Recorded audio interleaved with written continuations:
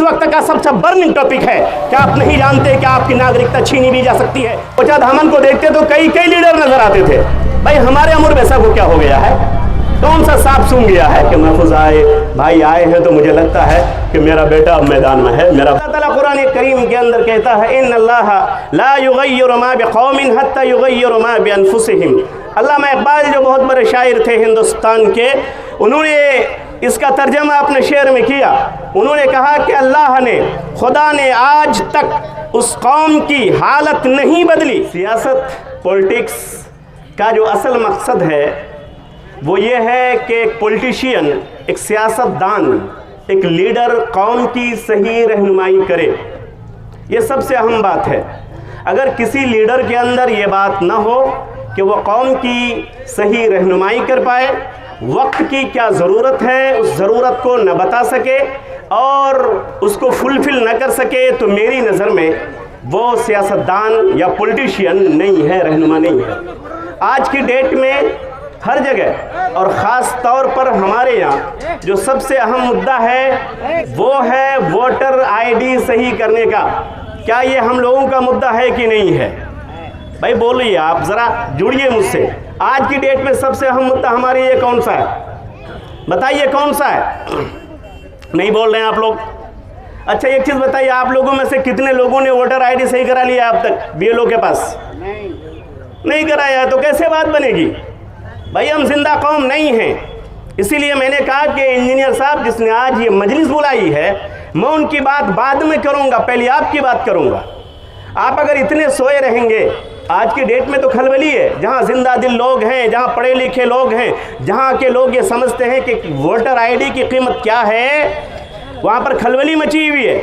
जहां पर ज़ेरॉक्स की मशीनें हैं वहां पर भीड़ लगी हुई है। लोग आधार कार्ड लेकर के, लोग वोटर लिस्ट लेकर के और फॉर्म लेकर के फिलअप कर रहे हैं, भर रहे हैं और बिल्कुल अंबार लगा हुआ है। और मैं यहाँ कह दूं कि आप लोग हाथ उठाइए, तो चंद लोगों ने हाथ उठाया कि अब तक मैंने किया है। ये अफसोसनाक सूरत हाल है। अगर इस कौम की या हमारी और आपकी यही हालत रही तो यकीन जानिए एक महफूज साहब नहीं, 1000 महफूज साहब भी अगर आ जाए मैदान में तो हमारा भला होने वाला नहीं है। अल्लाह ताला कुरान करीम के अंदर कहता है इन्नल्लाह ला युगय्यिरु मा बिक़ौमिन हत्ता युगय्यिरु मा बिअनफुसिहिम। अल्लामा इक़बाल जो बहुत बड़े शायर थे हिंदुस्तान के, उन्होंने इसका तर्जमा अपने शेर में किया। उन्होंने कहा कि अल्लाह ने, खुदा ने आज तक उस कौम की हालत नहीं बदली। खुदा ने आज तक उस कौम की हालत नहीं बदली, न हो ख्याल खुद जिसको अपनी हालत के बदलने का। हम अगर खुद से अपने वोटर आईडी को दुरुस्त नहीं करेंगे, हम अगर अपने पहचान पत्र को सही नहीं करेंगे, बीएलओ के पास जाकर के वेरीफाई नहीं करेंगे, तो यकीन जानिए कल जब इलेक्शन का दिन होगा, हमारी 10,000 की आबादी होगी, पूरी भीड़ होगी, लेकिन जब हम लाइन में रहेंगे हम लाइन से छांट दिए जाएंगे, क्योंकि हमारा वोटर कार्ड ही सही नहीं है, हमारा कागज़ ही सही नहीं है।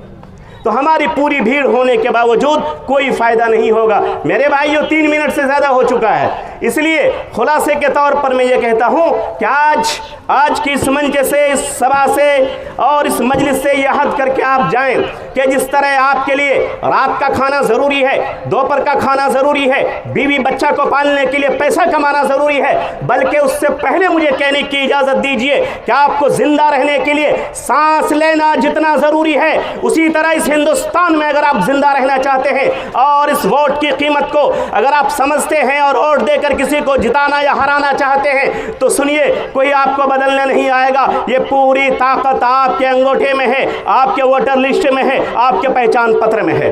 लेकिन आप उसी की कीमत को नहीं जानेंगे, उसको सही नहीं करेंगे, तो मेरे भाई उस वक्त प्राइम मिनिस्टर भी आकर के, एमएलए एमपी तो बहुत दूर की बात है, डीएम कलेक्टर बहुत दूर की बात है, वजीर आजम पीएम भी आप करके आपको ताकत नहीं दिला सकता है कि आप जाएं और जाकर के बूथ में आप वोट दें। इसीलिए अनुरोध है, इसीलिए गुजारिश है क्या आप कल से तहिया कर लें, बल्कि आज रात से क्या आपके गांव का, आपके समाज का, आपके मोहल्ले का जो बीएलओ है उनसे मिलें कि मुझे वोटर आईडी दीजिए, वोटर लिस्ट दीजिए, और उसको लेकर के फॉर्म फिलअप करें और 2-4 दिन के अंदर जैसे भी हो किसी पढ़े लिखे इंसान के पास जाएं, उसका हाथ पकड़े, पढ़ करके नूनू बाबू जो भी हो कह करके आप इन कागजात को तैयार करें। इंशाल्लाह करेंगे कि नहीं करेंगे? इंशाल्लाह। इसमें भी पीछे रहेंगे क्या? अरे भाई ठीक है, वोट जिसको देना है दीजिएगा, लेकिन हक मिलेगा तभी तो दीजिएगा, वोट दे पाइएगा तभी तो दीजिएगा। और आपको हिंदुस्तान की नागरिकता सही रखने के लिए, जो कि इस वक्त का सबसे बर्निंग टॉपिक है, क्या आप नहीं जानते कि आपकी नागरिकता छीनी भी जा सकती है? बातें भी हो रही हैं, और इसको बचाने के लिए सबसे इंपॉर्टेंट चीज़, सबसे अहम चीज़ अगर कोई चीज़ है तो यह आपका अधिकार है जिसके ज़रिए आप वोट देते हैं। बोलिए इसको ठीक करेंगे कि नहीं? इंशाल्लाह करेंगे ना। यह अहम चीज़ थी। आखिरी बात करके मैं अपनी बात ख़त्म करूँगा।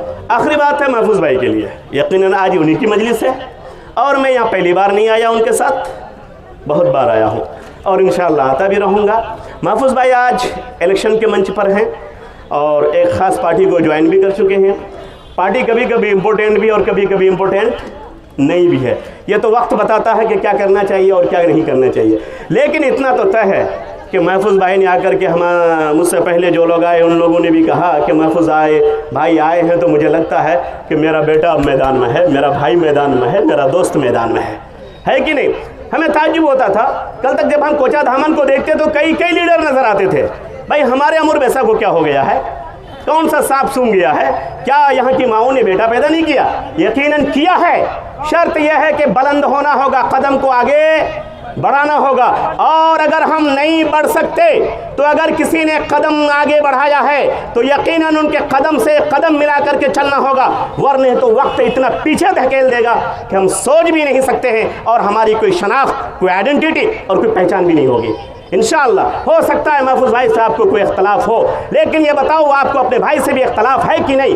अपने पड़ोसी से भी इख्तलाफ होता है कि नहीं? हो सकता है, मैं ये नहीं कहता हूँ कि है, हो सकता है, लेकिन उसके बावजूद अगर आपका बेटा, आपका भाई अगर सीने में दम रख के आपकी नुमाइंदगी कर रहा है तो भाई ये तो आपका फ़र्ज़ बनता है कि उसको सपोर्ट करें, ताकि आपका बेटा आपका नुमाइंदा बन सके, आपके मुंह की ज़बान बन सके, इस धरती का सुपूत बन सके और यहाँ के दर्द को समझ सके, यहाँ की कमज़ोरियों को दूर कर सके।